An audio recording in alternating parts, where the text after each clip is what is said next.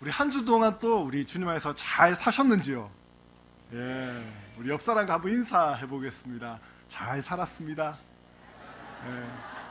반말로 잘 살았다 하지 마시고 잘 살았습니다. 누구 덕분에요? 맞습니다. 우리 하나님 덕분인 줄 믿습니다. 오늘 이 예배 자리에 우리 하나님께 이렇게 예배드리고 있다라고 하는 이 사실 하나만으로도 우리가 한 주 동안 주님 안에서 잘 살아왔다라고 하는 증거인 줄로 믿습니다. 오늘 본문은 가나안 혼인잔치에 대한 이야기입니다. 예수님께서 공생애를 시작하시면서 일으키신 첫 번째 기적입니다. 이 혼인잔치에 예수님의 어머니 그리고 예수님과 또한 그 제자들이 함께 초청을 받아서 이 자리에 함께하고 있었습니다. 한번 떠올려 보십시오. 많은 하객들과 또한 그 기쁨과 즐거움 자리에서 그렇게 축하하기 위해서 그 자리를 기념하기 위해서 많은 사람들이 함께 있다라고 하는 사실을요. 그런데 이 기쁘고 즐거운 이 혼인잔치에 찬물을 끼얹는 그런 상황이 발생했습니다. 3절 말씀에 포도주가 떨어진지라 예수의 어머니가 예수에게 이르되 저들에게 포도주가 없다 하니라고 말씀하고 있습니다. 혼인잔치에 포도주가 떨어졌다. 참 손님들에게 그리고 하객들에게 이 결례를 범할 수 있는 그런 이 판국이 지금 오늘의 본문 속에서의 상황인 것입니다. 이 말씀을 묵상하면서 제가 이 마음을 조금 알겠는 게 제가 이번에 결혼을 지도새도 모르게 했거든요. 우리 위안 성도님들의 많은 기도와 이 축하 속에서 결혼식이 은혜 가운데 잘 치러졌음을 다시 한번 감사의 말씀 드립니다. 다들 먼 곳에서도 오셨고 많은 하객님들께서 오셨는데 그렇게 기뻐하고 그런 즐거운 상황 속에서 제 마음 가운데에서는 걱정 아닌 걱정이 마음 가운데 일어나게 되더라고요. 어떤 마음이냐라고 하니까 많이 오셨는데 또 많이 드시고 가셔야 되는데 이 뷔페 음식이 모자르면 어떡하나라고 하는 이 별 걱정 다 한다라고 하는 일이 참 감사하게도 잘 넘어져 갔습니다. 그런데 진짜 걱정이 이 식순서 가운데 있었는데 이 반지 교환해야 할 그때에 제가 신랑 신부의 반지를 가지고 있었는데 이 차 안에 놔두고 깜빡해가지고 제 안에서는 이 당혹과 창피와 부끄러움과 우리 우리 하객님들에게 대한 이 결례를 범하는 여처구니 없는 그런 일이 있었는데 은혜 가운데 잘 넘어갔습니다. 우리 앞으로 결혼하실 우리 분들은 이런 결례를 범치 않으시길 바랍니다. 오늘 본문에서 이 가나안 혼인잔치에 이러한 당혹과 이러한 창피와 그리고 이러한 결례를 범할 수 있는 그런 일이 일어나는 것입니다. 이것은요 잔치를 주최하는 입장에서는 참으로 결례가 아닐 수 없습니다. 혼인잔치집에 포도주가 떨어졌다라고 하는 것은 더 이상의 잔치의 의미가 없어졌다라고 하는 것과 같습니다. 유대인에게 있어서 이 포도주는 음료에 해당했습니다. 잔치상에 빼놓을 수 없는 그런 메뉴가 바로 이 포도주인 것입니다. 우리는 잘 이해가 가진 않지만 이렇게 생각해보면 어떨까 싶습니다. 피자에 콜라가 없으면 삼겹살을 먹는데 사이다가 빠지면 곤란해 하듯이 이 모든 모임이 항상 풍성한 모임일 수는 없지만 특별히 초대되고 그리고 초대받는 그런 축하의 장 속에서는 그런 풍성함이 넘쳐야 되는 것이 사실 맞습니다. 특히 유대인의 결혼식에서는 일주일 아니 더 나아가서는 2주일 동안 그렇게 식을 하게 됩니다. 그런데 도중에 이런 일이 생겨버리니 찬물을 끼얹는 것과 같은 격인 것이죠. 그렇습니다. 근데 여기서 재미있는 사실은 가장 풍성해야 할 이 혼인잔치에 가장 또한 필요한 이 포도주의 이 고갈이 아이러니컬하게 일어나고 있는 상황이다라고 하는 것입니다. 문제는 지금의 이 상황, 이 심각한 상황을 어떻게 해결해 나가는 것입니다. 어디서 그 포도주를 구해올 수가 있겠습니까? 포도주를 만드는데 그냥 우리가 슈퍼마켓 가서 사오면 되는 것 그런 거 아니지 않습니까? 이 당시에는 그 포도주 하나를 만드는데도 정성이 들어가고 시간이 들어갑니다. 우리가 여기서 알아야 될 것은 속담 가운데 등잔 밑이 어둡다라고 하는 그런 말이 있습니다. 가까운 곳에서 생긴 일인데 도리어 잘 몰라야 하는 그런 현상을 이야기합니다. 그래서 포도주가 떨어졌다라고 하는 그 사실을 잘 몰라서 부끄러움을 당할 수 있는 상황이 오늘 본문에서의 이 가나 혼인잔치의 상황인 것입니다. 우리의 삶의 문제 또한 그렇습니다. 보여지는 형태는 아무렇지 않게 문제가 없어져 보이고 겉보기에는 항상 풍성해 보이는데 내 마음 그 한 곳에서는 계속 세워져 나가는 그런 궁핍함, 그런 궁핍함들이 사실 있게 마련입니다. 오늘 가나 혼인잔치의 이 창피와 이 궁핍함을 어떻게 해서든지 막아야 되겠고 단 그런 조치가 필요한 그런 지금의 모습입니다. 가나 혼인잔치에 예수님께서, 우리는 이 예수님을 떠올려야 합니다. 예수님께서 단순히 이 자리를, 이 장소를 지나서 들리신 그런 장소가 아닙니다. 아까 전에 얘기 드렸지만 청함을 받았다라고 얘기했습니다. 초청을 받아서 이 가나 혼인잔치에 함께 하시다라고 하는 것을 이야기했습니다. 그런데 유대인들은 이 예수님의 존재를 인식하지 못하고 있었다는 것입니다. 우리의 마음속에 항상 예수님이 계시다라고 하는 그 존재 의식을, 그런 존재 인식을 인지하는 저와 여러분들이 되길 바랍니다. 이 예배 가운데에서도 우리 하나님이 살아계신 줄 믿는 은혜가 있길 바랍니다. 가나 혼인잔치에 계셨던 예수님이 어떠한 분이신지, 그들이 초청한 이 예수님이 어떠한 분이신지에 대한 지식과 믿음이 분명히 있었다고 한다면 우리는 우리 삶의 문제가 문제로만 보여지는 것이 아니라 그 문제보다 더 크신 하나님의 능력을 믿는 은혜가 저와 여러분들 가운데 있을 줄로 믿습니다. 그러면 오늘 본문의 예수님은 어떠한 의미로 이 현장 가운데에 나타나셨는가라고 하는 것입니다. 우리의 입장에서 우리는 신앙생활을 해나가는 데 있어서 항상 도움이 필요하면 도움을 주실 수 있으신 분으로 그렇게 인지할 때가 있습니다. 요한복음은 예수님은 그리스도시요 하나님의 아들이시다라고 하는 것을 증거하는 성경책입니다. 예수님이 그리스도이시다, 예수님이 하나님이시다라고 하는 그 믿음의 고백으로 모인 무리들이 바로 여기에 앉아있는 저와 여러분들인 것입니다.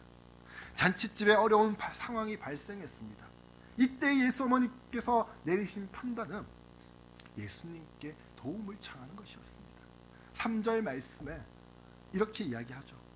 야야, 저들에게 포도주가 떨어졌다고 하니 네가 좀 도와줬으면 좋겠구나 라고 하는 그런 부탁을 이 예수님께 합니다. 그런데 오늘 본문 4절 말씀을 눈으로 보시게 되면 이 예수님이 자기 어머니에게 대한 그 대답, 그 응답이 좀 시원찮습니다. 우리 같이 한번 4절 말씀 한번 읽어보도록 하겠습니다. 예수께서 이르시되 여자여 나와 무슨 상관이 있나이까? 내 때가 아직 이르지 아니하였나이다. 그렇습니다. 이 말씀 구절만을 보게 되면 예수가 불효를 저지르고 있구나라고 하는, 자기 어머니에게 불효를 저지르고 있구나라고 하는 마음이 강하게 듭니다. 아니, 포도주 떨어진 것이 나와 무슨 상관입니까? 내 때가 아직 이르지 아니하였습니다 라고 그렇게 이야기합니다. 사실 아니, 어머니가 말씀하시면, 부모님이 말씀하시면 이 죽는 신용까지는 아니더라도 거기에 대한 대답으로 공손하게 한번 해보겠습니다, 아니 안 된다라고 한다면 좀 어려울 것 같습니다 라고 그렇게 말하는 게 이 동양 문화 사상, 이 정서상 맞는 게 아니겠습니까?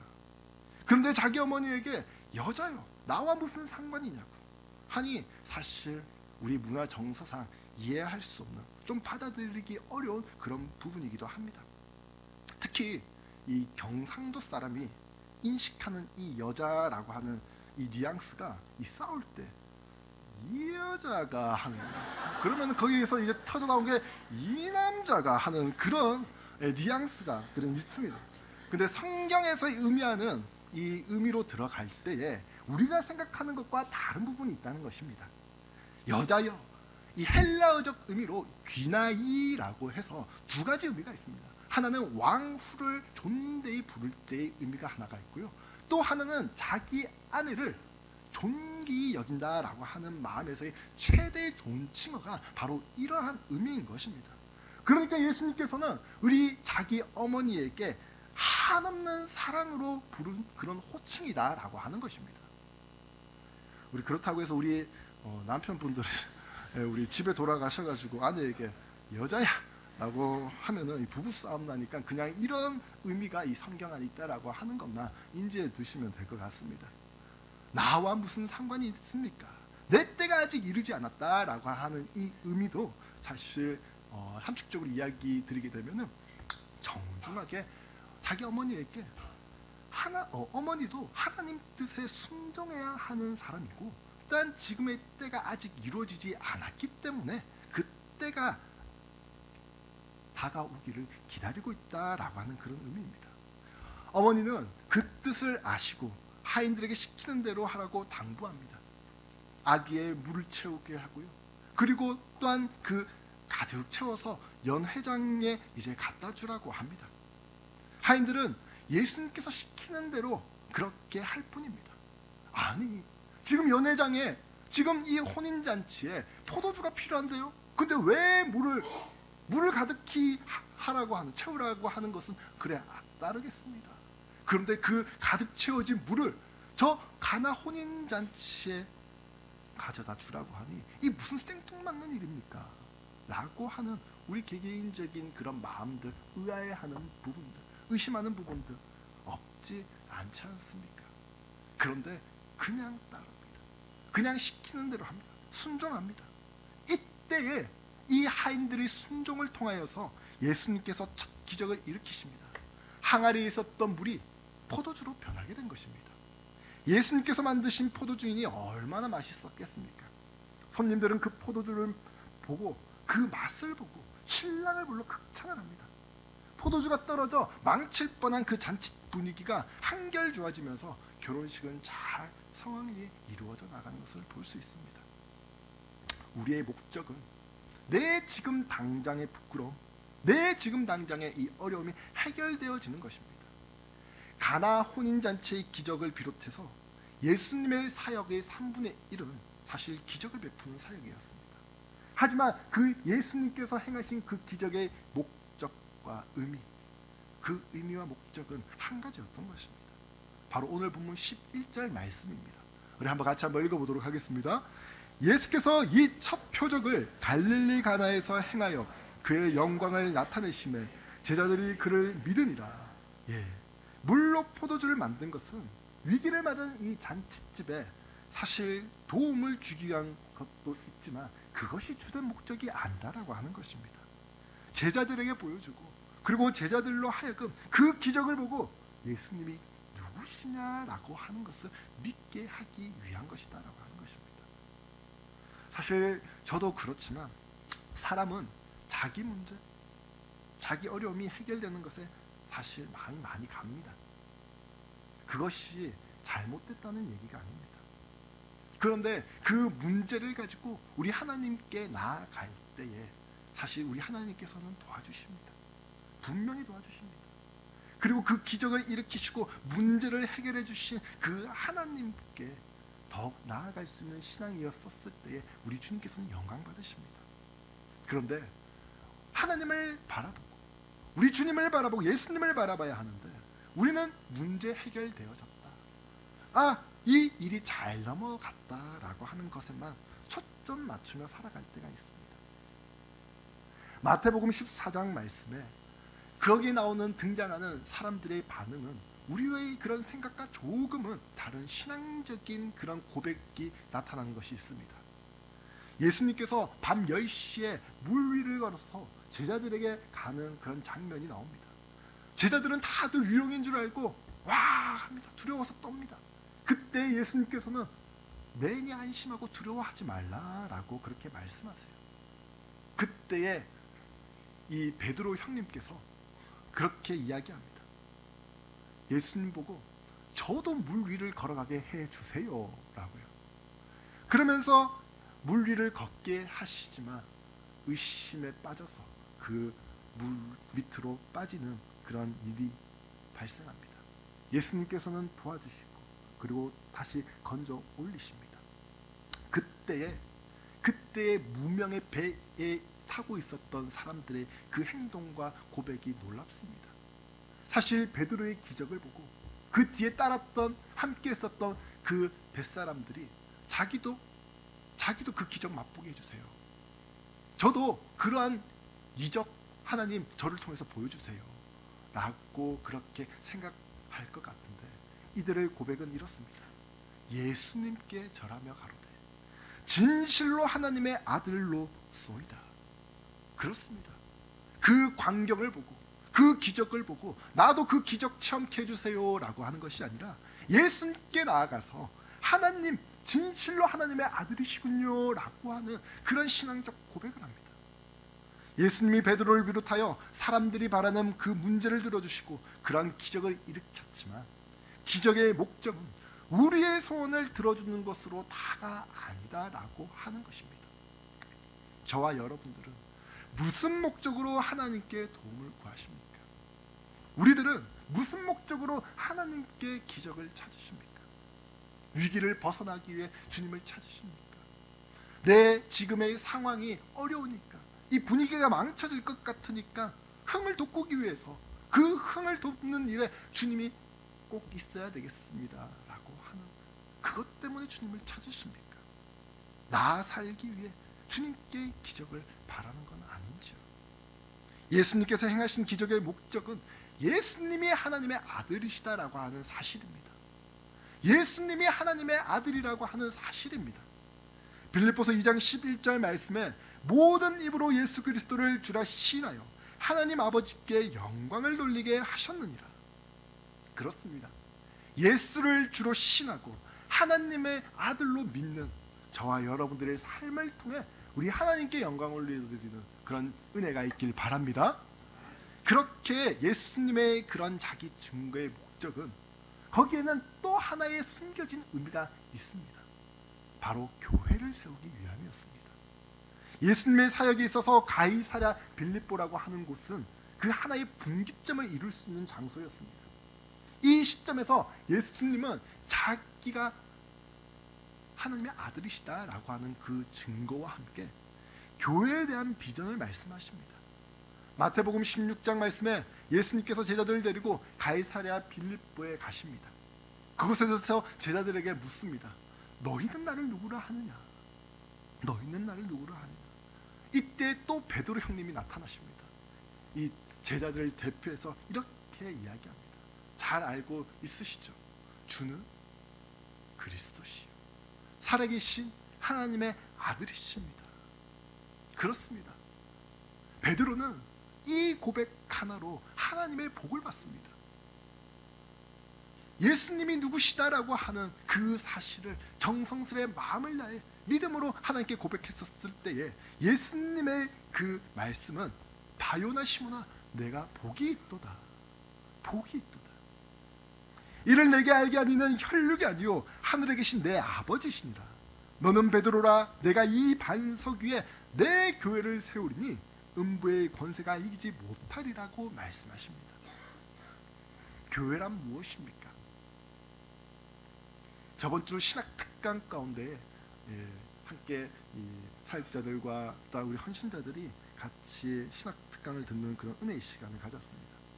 거기에서 이승구 교수님께서 이 교회론을 가르쳐 주셨는데, 단순히 머릿속에 막연히 알고 있었던 그런 추상적인 내용들 가운데에 하나로 맞도매돼서 정리되어져서 내 안에 정립되어진 교회에 대한 정의를 알 수가 있었습니다. 교회는 예수 그리스도와 신비하게 하나 된 사람들의 모임이다라고 하는 것입니다. 교회는 주는 그리스도시요 살아계신 하나님의 아들이십니다라고 고백하는 무리들의 모임이다라고 하는 것입니다. 구약 성경의 교회는 카할이라고 해서 모집하다, 소집하다, 함께 모이다라고 하는 의미가 있고, 신약 성경에서의 이 교회는 에클레시아라고 하여서 회중 그리고 모인 무리라라고 하는 그런 의미가 있습니다. 이 말씀을 종합해서 이야기해 봤었을 때에 바로 택하신 자들을 불러 모으신 모임이 교회이다라고 하는 사실입니다. 그렇습니다. 우리 여기 앉아있는 우리 요한 성도 한 분 한 분들이 이 자리에 모여서, 이 시간에 모여서 이 자리에 예배하고 있다라고 하는 이 사실이 하나님 나라에서는 엄청난 충격적인 놀랍고 놀라운 사실이다라고 하는 것입니다. 예수 그리스도를 나의 구주 나의 하나님으로 믿는 그 믿음의 사람들이 모여서 하나님께 영광을 올려드렸을 때에 우리 하나님께서 얼마나 친히 기뻐 영광 받으실지를 우리는 상상하며 감사하며 믿음으로 한 발 한 발 나아가는 그런 예배의 시간이 되어야 될 줄로 믿습니다. 택하신 자, 그들은 바로 주는 그리스도시요 살아계신 하나님의 아들이십니다라고 고백하는 무리들입니다. 저와 여러분들이 항상 삶 가운데 이 예배의 자리뿐만이 아니라 우리가 살아가는 그런 삶의 현장, 캠퍼스와 또한 우리의 직장과 사업터와 우리의 가정과 만나는 사람들마다 살아계신 하나님의 아들이심을 고백하는 그런 믿음의 은혜가 있길 그리스도 이름으로 기도합니다. 이 무리들은 예수님께서 하신 말씀을 진실로 믿고 아멘으로 화답하면서 그 말씀에 순종한 백성들이었습니다. 그렇다면 왜 하나님께서는 이 교회를 세우시고 그 택한 그 백성들을 교회에 모이게 하셨는가라고 하는 것입니다. 교회의 본질은 바로 두 가지 본질이 있습니다. 그 첫째는 그리스도와 성도와의 교통인 것입니다.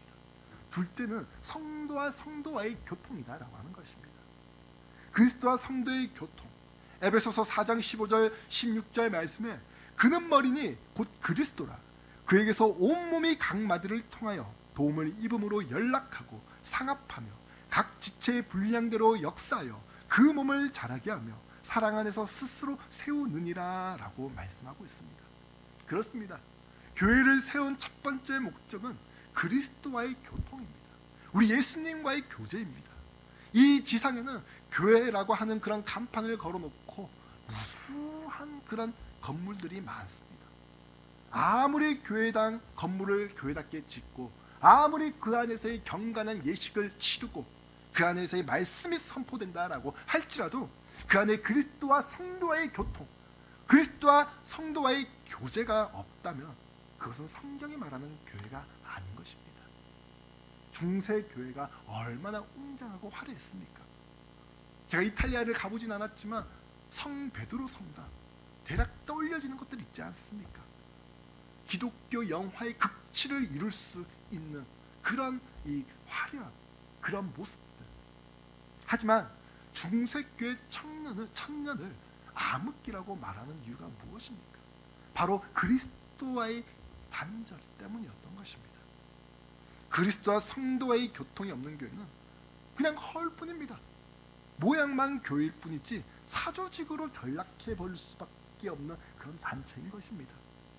본질적으로 교회라고 이야기할 수 없습니다. 그렇다면 그리스도와의 교통은 구체적으로 무엇을 이야기하는 것입니까? 우리 예수님께서는 부활 승천하셔서 우리 눈앞에 지금 계시지는 아니하십니다. 눈에 보이시지 아니하신 하나님, 그 예수님과 어떻게 교통하고 소통하고 교제할 수 있단 말입니까? 그리스도와 성도와의 교통은 우리가 생각하는 육체적인 교통을 이야기하는 것이 아닙니다. 영적인 교통인 것입니다. 로마서 8장 9절 말씀에 누구든지 그리스도의 영이 없으면 그리스도의 사람이 아니라 라고 말씀하십니다. 그리스도의 영이 없으면, 성령이 없으면 그리스도의 사람이 아니다. 우리 마음 심령 속에 내주하시는 그 성령님, 그리스도의 영이 없으면 그리스도의 사람이 아니다라고 이야기합니다. 그러면 그 심령 속에 내주하시는 것을 구체적으로 어떻게 알 수 있습니까? 그 키가 바로 예수님 자기 증거입니다. 예수님이 어떠한 분이시다라고 하는 그 고백이 바로 그리스도의 사람이냐 아니냐라고 하는 것입니다. 성령님께서 임재하실 때에 우리는 제자들처럼, 아니 베드로의 고백처럼 주는 그리스도시요 살아계신 하나님의 아들이십니다 라고 하는 그런 고백이 터져나오게 된다는 것입니다. 고린도전서 12장 3절 말씀에 하나님의 영으로 말하는 자는 예수를 저주할 자라 하지 아니하고 또 성령으로 아니하고는 누구든지 예수를 주시라 할 수 없느니라. 그렇습니다. 예수님이 나의 구주시오 나의 하나님이시다라고 하는 그 고백이 내가 내 입으로 이야기하는 것 같지만 내 안에 내주하고 계시는 성령님께서 그 말씀을 하게끔 하시는 신앙 고백인 것입니다. 사람과의 교제 어떻습니까? 사람과의 교제는 하면 할수록 진득하고 따뜻하고 끈끈한 뭔가가 있지 않습니까? 우리 옆 사람 우리 얼굴 한번 보시기 바랍니다. 네. 그런 느낌이 들지 않으십니까? 만나면 만날수록 내 옆자리에 있어주면 있어줄수록 새로운 게 있고 든든한 게 있고 좋으면 좋았지 싫은 거 없지 않습니까? 싫은 게 있으시다면 회개하시기 바랍니다. 사람과의 교제도 그런데 우리 예수님과의 교제는 또 그 얼마나 좋겠습니까? 예수님께서는 우리와의 교제 속에 그 교제 가운데 그 교통 가운데 실망시키시는 분이 아니시다라고 하는 것입니다. 오늘 본문 10절 말씀을 보십시오. 우리 같이 한번 읽어보도록 하겠습니다. 말하되 사람마다 먼저 좋은 포도주를 내고 취한 후에 낮은 것을 내거늘 그대는 지금까지 좋은 포도주를 주었다. 그렇습니다. 지금 이 이야기가 바로 연회장이 이야기하고 있는 이야기입니다. 물이 포도주로 바뀌어진 그 사실을 모르고 지금 당장 마시고 있는 이 포도주의 맛을 보니까 처음 마셨던 포도주와 다른 거예요. 그런데 이 사실, 이 포도주의 출처를 누가 알고 있죠? 무명의 하인이 알고 있습니다. 이름도 성도 얼굴도 모르는 무명의 하인들이 그 출처를 알고 있습니다. 누구로부터요? 예수님으로부터 만들어진 포도주라고 하는 사실입니다.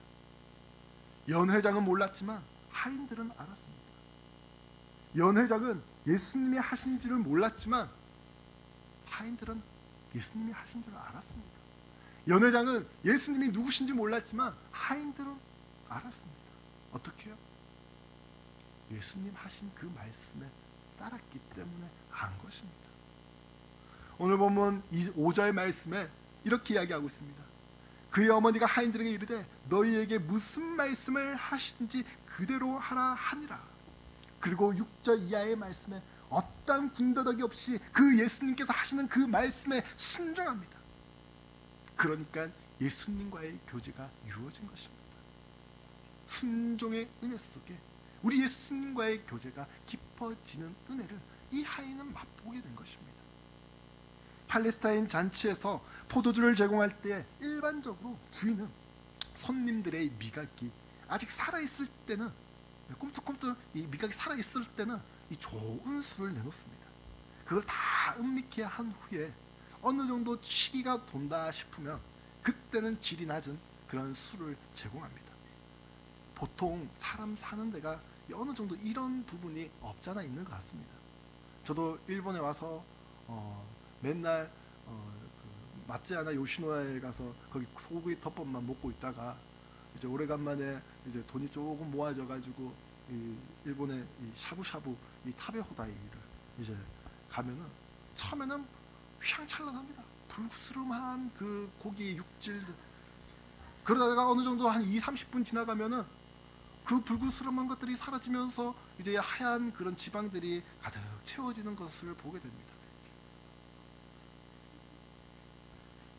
우리 예수님께서 내놓으신 포도주, 처음 마셨던 것보다 최상의 것을 내놓으시니 그 함께하는 잔치 속에서 사람들마다 놀라하고 기뻐하고 극찬을 마다하지 않는 그 모습, 예수님과의 교제가 그렇다는 것입니다. 우리 주님과의 그 만남 속에서의 교제가 그렇다는 것입니다. 순종함으로, 하나님의 말씀을 들음으로, 주는 그리스도시요 살아계신 하나님이시다라고 하는 그 믿음 안에 그 전제로 깔려진 그 교제 속에 그 기쁨의 교제가 더욱더 들어가면 들어가서 더욱더 함께 교제 나누면 나눌수록 더욱 그 풍성함이 있는 것입니다. 우리 주님의 교제가 그렇습니다. 이러한 그리스도의 교제 속에 좋은 것만이 있습니다. 그래서 우리는 주님을 날마다 고백하고 부르고 주님과의 교제를 기쁘게 여길 줄 아는 그러한 저와 여러분들이 되길 바랍니다. 주가 그리스도라고 하는 그 고백 속에서는 사실 세 가지 의미와 함께 주님과의 교제를 더욱 깊게 만드는 부분이 있습니다. 구약시대의 세 가지 경우에 머리에 기름을 붓는 그런 예식이 있었습니다. 그 첫 번째가 왕을 세울 때였습니다. 그러므로 우리의 신앙 고백은 예수님은 나의 왕이다라고 하는 고백이 있어야겠습니다. 내 삶의 주인이시다라고 하는 그런 고백이 있어야겠습니다. 저는 이렇게 표현하고 싶더라고요. 지상의 운전자, 바다의 선장, 하늘의 조종사, 그 목적지까지 안착해 하시는 분이 바로 우리 주님이시다라고 하는 것입니다. 두 번째가 선지자를 세울 때였습니다. 선지자는 하나님의 말씀을 전달하고 그리고 하나님의 뜻을 알려주는 그러한 역할을 했습니다. 그렇습니다. 우리 예수님은 우리의 선지자이십니다. 그런 고백이 있어야겠습니다. 내가 하루하루를 살아가도 내 저 끝 종착지가 어디인지는 알겠는데, 천국이라고 하는 곳은 알겠는데, 근데 내가 살아가는 그런 삶의 현장 가운데에서도 우리 하나님께서는 말씀으로, 환경으로, 또 예비하신 사람들과 환경을 통하여서 그 상황들을 통하여서 그 하나하나의 삶들을 주님께서 인도해 나가신다라고 하는 사실입니다. 어디에 안테나를 곤두 섰었을 때입니까? 바로 영적 말씀, 하나님의 말씀에 곤두 섰었을 때의 일입니다. 그 말씀을 따라 나아갈 때에 하나님께서는 그 길 하나하나의 일들을 하나님께서 함께 도와주시고 붙들어 주시는 분이 우리 주님이신 것입니다. 마지막 세 번째가 제사장을 세울 때의 그런 기름 부음을 행했습니다. 제사장이란 죄의 문제를 해결해 주시는 분이십니다. 그런 역할입니다. 우리의 신앙 고백은 예수님이 나의 죄의 문제를 해결해 주시는 제사장이다라고 하는 그런 고백이 있어야 되겠습니다. 죄의 문제, 그 궁극적인 문제를 해결해 주시는 분.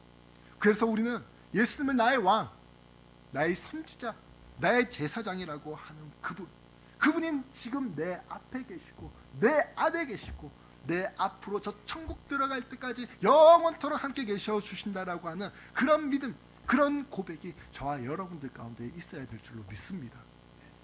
그래서 성령의 역사를 이 신령한 비밀을 깨닫는 성도들은 교회에서 예수 그리스도를 머리로 삼고 믿음의 생활을 해나가는 것입니다. 사역자를 머리로 삼지 않습니다. 집사를 머리로 삼지 않습니다. 순장을 머리로 삼지 않습니다. 어떤 특정한 그런 리더십이 있는 사람을 머리로 삼지 않습니다. 우리가 진정 머리로 삼아야 되지 않아야 될 사람을 삼기 때문에, 진정 머리로 삼지 않아야 될 그 대상으로 삼기 때문에 우리가 교회 생활을 하면서 시험에 빠지게 되는 것입니다. 오직 성도의 머리는 예수 그리스도 한 분뿐이십니다. 그리스도와 성도와의 교통이 잘 이루어지게 되면 교회가 머리 되시는 예수 그리스도의 그 뜻을 알고 행하는 그 마음이 기쁩니다. 누가 시켜서도 아니고 남의 의지로가 아니고 내 안에서의 그 기쁨과 그 표출을 어떻게 자아낼까라고 하는 그 마음 가운데 그 꿈틀거림이 교회를 위해, 성도를 위해, 우리 주님을 위해 나타나게 되는 것입니다. 이 교통이 제대로 이루어지기 위해 우리는 예배를 드리는 것이고, 우리는 기도하게 되는 것이고, 우리는 찬양을 드리는 것이며, 말씀을 듣고 그리고 봉사를 하는 것입니다. 그리스도의 교통이 잘 이루어지면 그냥 교회에 있는 것이 좋습니다. 예배드림이 좋고요, 그냥 조용히 잔잔히 찬양 듣는 것이 좋고요, 기도하는 것이 좋고요, 말씀 듣는 것이 좋고요, 그렇게 조용히 섬겨 나가는 그 모습이 좋다는 것입니다. 두 번째 목적은 성도와 성도의 교통이다라고 하는 것입니다. 에베소서 2장 21절 22절 말씀에 그 안에서 건물마다 서로 연결하여 주 안에서 성전이 되어가고 너희도 성령 안에서 하나님의 거하실 처소가 되기 위하여 예수 안에서 함께 지어져 가느니라. 이에 대하여 사도 바울은 뭐라고 얘기하냐 하니까 그 안에서 건물마다 서로 연결하여라고 하는 그런 말로 표현하고 있습니다. 다시 말해서 성도가 성도와 함께 연결하여 나가는 그 교통을 통해서 교회를 이루어져 나간다. 교회를 이루어 나간다라고 하는 뜻입니다. 그러면 성도와 성도의 교통이라고 하는 말, 그 구체적인 내용이 무엇입니까? 서로의 주관이 다르고 생각도 다르고 뜻도 다르고 그 다른 성도 상호 간의 교통이 어떻게 하면 그 구체적으로 이루어져 나갈 수 있냐는 것입니다. 생긴 것도 다르지 않습니까? 우리 옆 사람 한번 보십시오. 생긴 것도 참 투박하게 보이고 살아온 환경이 다 틀리다 보니까는 고운 사람도 있지만 또 그렇지 않은 사람도 있어요. 하지만 주님 안에서는 참 기쁜 그런 주의 자녀로 하나님께서 삼아 주신 거죠. 함께 사는 부부 사이에서도 교통이 잘 이루어지지 않아서 싸움할 때가 있습니다. 결혼한 지 얼마 되지 않은 저도 부부 싸움을 조금 했습니다. 이 밥을 먹냐 안 먹냐 준비를 했는데 안 먹는다고 했다가 조그맣게 그냥 아기자기하게 그냥 말다툼 그냥 한 거죠. 하물며 남남의 성도, 그 성도 사이에서는 말할 것도 없습니다. 왜 교회마다 이런 싸움이 있습니까? 그것은 성도와 성도 사이에 육체적인 교통이 이루어져 있기 때문인 것입니다. 옛날 노래 중에 이 제목은 잘 모르겠는데 저희 아버지 항상 운전하시면 항상 노래를 틀어놓으시는데 찬양이 아니라 이 가요를 종종 틀어놓으세요. 그러다 보니까는 저도 지금 머릿속에는 그 몇 개가 있어요. 예. 그래서 한번 이 노래 이 가사를 이 가사를 아시냐고 이 사역자님한테 한번 물어봤어요. 모르신다 하시더라고요. 영적이셔서 잘 모르신다 하시더라고요. 예. 뭐냐니까 이 내용이에요. 님이라고 하는 글자에 점 하나를 찍으면 도로남이 되는 장난 같은 인생사 하는. 근데 이 뒤에 이 구절 가사 가운데 참 뭐라 해야 될까요? 이 성도와 성도 사이의 그 교제 가운데에 우리에게 탁 찔러주는 그런 이 가사 구절이 하나 있어요. 뭐냐 하니까 점 하나에 울고 웃는다. 점 하나에 울고 웃는다. 주 안에서 주님을 사랑하고 교회를 사랑하는 마음이 커서 지체를 배려하는 그런 마음을 잊어버리고 한마디 그냥 내뱉은 그런 내 무의식적으로 하는 그 말 한마디 실수로 인하여서 금이 가고 작은 것 하나에 마음에 상처 주는 일들이 교회 안에서는 있습니다. 아무것도 아닌 것일 수도 있고 교회를 사랑하는 마음 때문에 중요한 것이기 때문에 그럴 수도 있습니다. 하지만 그런 생각이 들더라고요. 금요철야에 이 박종국 선교사님께서 하신 그 메시지처럼 우리가 예수 그리스도에 딱 달라붙었을 때에 우리 주님께 딱 달라붙어 있었을 때에 예수님을 닮아가는 그런 성숙한 인품과 사랑의 열매가 맺혀져 나간다라고 하는 사실을 말입니다. 그렇습니다. 우리에게는 그런 은혜가 있어야 되겠습니다.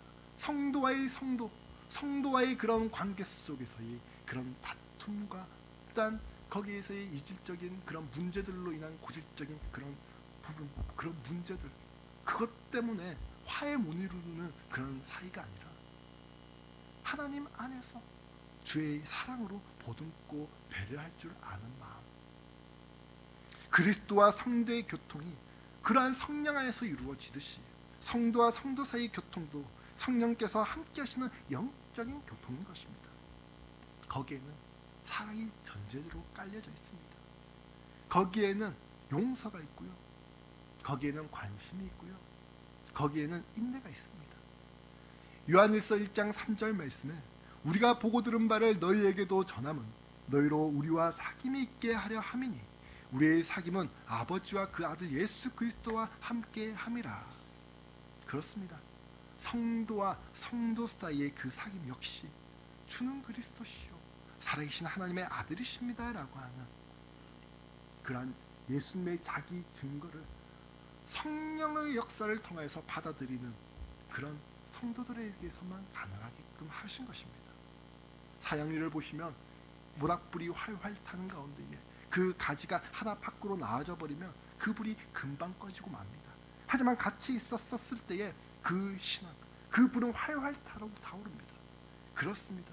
우리의 모임이 그냥 사조직이 아니라 예수 그리스도의 영광을 위하여서 모이는 그 모임 속에 우리의 믿음이 활활 타오르고 그 안에서의 간증을 통하여서 하나님께 영광을 올려드리는 그런 모임이 되고, 열과 빛을 내는 게 내 육적인 힘과 열과 빛을 내는 것이 아니라 우리 하나님께서 그 안에 부어주시는 성령의 역사로 인한 그런 불과 빛이 그 모임 가운데에 이루어져 나가게 되는 것입니다. 그래서 지체에게 더 따뜻함으로 배려하게 되고, 그래서 지체들을 더욱더 잘 이해하려고 하는 그런 마음들이 생기고, 기도하기를 원하고 또 잘 되기를 바라고, 그 안에서의 더욱 신앙의 동력자로 두터운 관계로 발전해 나아가는 것입니다. 그렇습니다. 에베소서 4장 3절에 평안의 매는 줄로 성령의 하나 되게 하신 것을 힘써 지키라 라고 말씀하십니다. 아까 전에 우스갯소리로 그렇게 님이라는 글자에 점 하나 찍으면 남이 된다라고 이야기했지만, 또 도리어 남이라고 하는 글자에 점 하나 빼면 또 뭐예요? 님이 됩니다. 우리 예수 그리스도 안에서 그 어떠한 것보다 그 어떠한 것도 사실 우리 성령의 하나 되게 하시는 그 줄로 우리에게 얽매여져 가는 것들이 없습니다. 다 하나로 묶게 만들어 나가시는 부분입니다. 예수 그리스도 안에서 다시 한번 우리 하나님께서 하나 되게 해주신 그 은혜를 우리가 명심하고 믿고 나아가는 저와 여러분들이 되기 바랍니다. 말씀 맺겠습니다. 가나 혼인잔치집의 기적은 예수님의 자기 증거였습니다. 나는 하나님의 아들이시다라고 하는 자기 증거는 교회를 세우기 위함이었고, 그 교회를 통하여서 하나님과 예수 그리스도와 더욱더 잘 교제해 나가길 바라는 것입니다. 그리고 성도와의 교통, 그 교제 또한 잘 이루어 나가게 하시는 것입니다. 예수님께서 이 지상에 남겨놓으신 이 교회야말로 인간을 구원하여 이 세상 가운데 그런 세상의 그런 물질과 그런 명예들로 인하여서 즐거워하는 것이 아니라 하나님과 사람과의 그런 교통 속에 그 기쁨을 누리게 하시는 이 세상의 유일한 소망이자 기적, 그리고 이 희망이 우리 이 교회인 줄로 믿습니다. 우리가 이 사실을 망각해서는 안 되겠습니다. 기적보다 더 중요한 진리를 잊어서는 안 되겠습니다. 우리는 기적을 추구합니다. 무엇을 위해 기적을 요구합니까? 주는 그리스도시요 살아계신 하나님의 아들이십니다라고 하는 그 고백을 더 잘하기 위해서 하나님께 기적을 요구하시는 그런 은혜가 있길 바랍니다. 이 신앙 고백 위에 하나님에 대한 사랑이 더 뜨겁고 성도와의 교제가 더욱더 두터워지고, 하나님 나라가 우리 이 요한교회를 통하여서 이루어져가는 그 구제와 선교와 전도와 양육, 그 모든 주의 일들마다 오늘 2016년, 지금 이 2016년 이 한 해 동안에 은혜 넘치는 그런 믿음의 열매가 계속적으로 맺혀져 나가는 그런 저와 여러분들이 되길, 그리고 우리 교회가 되길 그리스도 이름으로 기도합니다.